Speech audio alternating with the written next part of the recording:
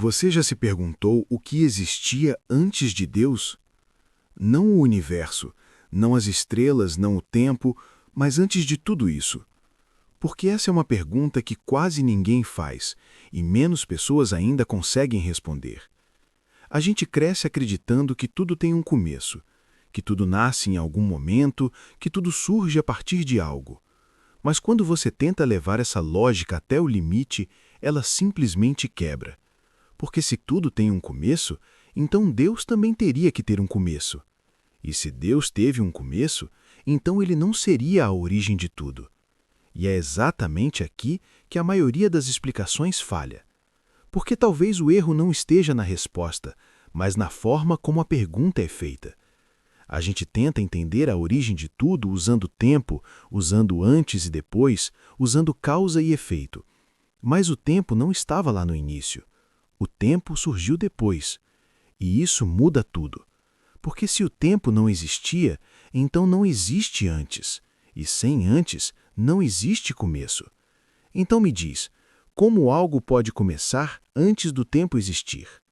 Ao longo da história, diferentes culturas tentaram responder isso. Criaram histórias, símbolos, explicações. Deus, Criador, fonte, consciência universal. Mas todos esses nomes são tentativas de descrever algo que não cabe em forma, nem em linguagem. Porque aquilo que existia antes de tudo não era um ser. Não tinha forma, não tinha limites, não tinha começo. Era uma realidade completa, contida em si mesma, algo que simplesmente é.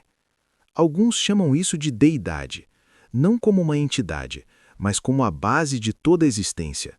Uma realidade que não precisa surgir, porque nunca deixou de existir. E talvez seja exatamente por isso que é tão difícil de entender. Porque a mente humana só consegue pensar dentro de limites. Tudo precisa de um início, tudo precisa de um fim, tudo precisa de uma causa. Mas aqui, essas regras simplesmente não se aplicam. E em algum ponto, não no tempo, porque o tempo ainda não existia, mas em algum nível dessa própria realidade, algo acontece. Não um começo, mas uma expressão. Como se a própria existência começasse a se perceber. Como se o que sempre existiu passasse a reconhecer-se a si mesmo. E é aqui que surge o primeiro nível de consciência. Não criada, não formada, mas consciente de si mesma. O momento em que a existência reconhece, eu sou. E essa talvez seja a transição mais importante de todas. Porque a partir desse ponto, tudo muda. A realidade deixa de ser apenas potencial e começa a se manifestar. Energia surge, vibração se organiza, padrões começam a aparecer. Com o tempo, agora sim com o tempo existindo, estruturas se formam. Partículas, átomos, estrelas, galáxias se expandem, universos entram em movimento. Tudo começa a tomar forma.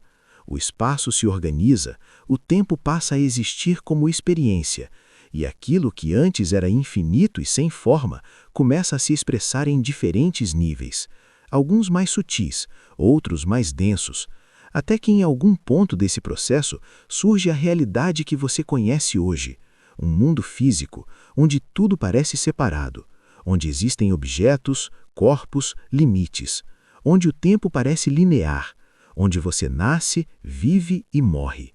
Mas essa não é a história completa, porque aquilo que deu origem a tudo nunca deixou de existir.